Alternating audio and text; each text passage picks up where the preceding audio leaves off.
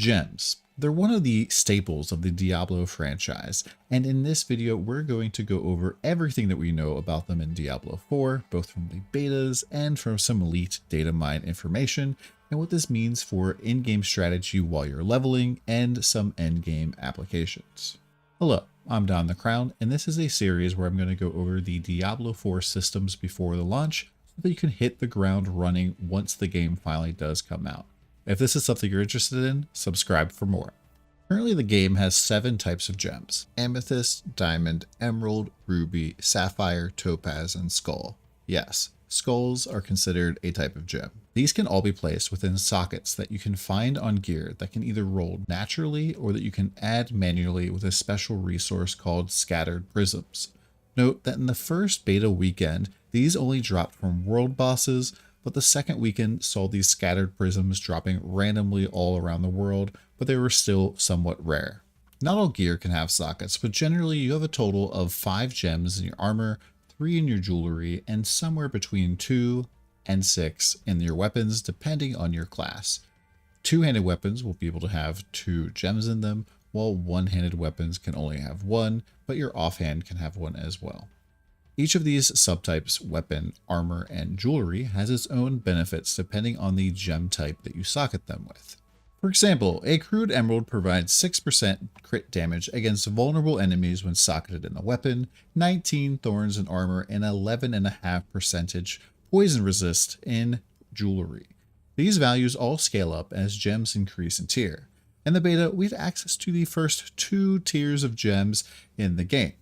You could upgrade a tier 1 crude gem up to tier 2 chip gems at the jeweler NPC, or level 30 plus content occasionally dropped the chipped gems. Thanks to the magic of data mining, we're able to see the images of multiple tiers of gems, which gives us a clearer picture of what to expect from gems. As you can see, there appears to be up to a total of 8 different tiers of gem in the game. This allows us to infer the values of these different tiers of gems, and I have created a Google Sheet that has all of these values linked in the description below. Note that right now we're assuming that gems scale linearly, but there is some chance that they do not. And what that means is that we assume that they're going up by the same amount from each tier, but it's possible they could go up by a lot more or less. We'll have to keep an eye on this once the game actually comes out, and we'll keep you updated. Starting at the top, Amethyst provide increased damage over time in weapons, they decrease incoming damage over time in armor, and they increase shadow resistance in jewelry. These gems will likely be popular for builds that focus on damage over time, because these damage percentages are extremely high compared to other gem sources. The defense against damage over time is also much higher than other damage reduction sources. However, unless there is an encounter that heavily features damage over time, you're likely better off focusing on other options here. The same goes for the shadow resist in jewelry. You're likely better off using the next gem, which is Diamond. Diamonds provide ultimate damage increases in the weapon, which is good if your build heavily leans on its ultimate to do damage, but I haven't seen very many of these yet.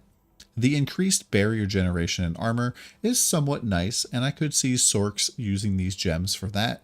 Lastly, resistance to all elements is a very strong option for universal damage mitigation, and will likely be the standard go-to for gem options in the late game. Next up, we have Emerald. These gems provide increased critical strike damage against vulnerable enemies when used in weapons, and they provide thorns in armor. Having the ability to add additional thorns is likely going to be very popular amongst barbarians as they level up. Also note that it is likely that if any gem stat is going to scale non-linearly, it will be this thorns value. Lastly, they provide poison resistance in jewelry, and I definitely made good use of these when fighting against Ashava, which is the world boss in Fractured Peaks. Next up, rubies increase overpowered damage when socketed in weapons, which is something that we'll cover in a future video, but just know that certain druid or necromancer builds really focus around doing overpowered damage. These gems also increase life when they're placed in armor and fire resistance in jewelry.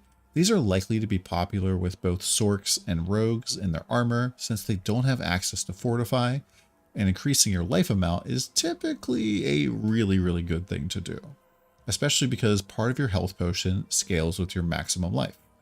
The fire resistance part is just like all of the other elemental resistances, only really good when you're going to be going up against a boss or some sort of encounter that's really blasting that particular element. Sapphire gems increase crit damage against crowd-controlled enemies, which will generally be most non-boss enemies you fight. I'll cover what counts as crowd-controlled in another future video, but generally anything that limits an enemy counts. Sapphires also increase the damage reduction while fortified, which is absolutely massive for those that use Fortify. If this works as expected, this could take the baseline 10% damage reduction while fortified all the way up to 65% damage reduction at max gems. I'll go over Fortify in another video, but know that builds that use Fortify will likely stack these gems in their armor to great effect. Lastly, cold resistance in jewelry is just the same as all the other resistance. It only really matters in niche situations. Next up, we have Topaz, which increases basic skill damage by a nice amount. Basic skills are the skills from the first tier of your skill tree. I could see these gems empowering a basic skill focused build. Since barbarians get access to 6 weapon gems, they can get a staggering 222.6% increased damage to their basic skills, which is frankly a ton.